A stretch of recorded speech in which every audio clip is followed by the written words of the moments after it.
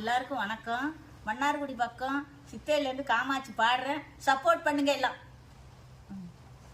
பூமாலையில் ஓர் மல்லிகை இங்கு நான் தான் தேனென்றது, உந்தன் வீடு தேடி வந்தது, இன்னும் வேண்டுமா என்றது.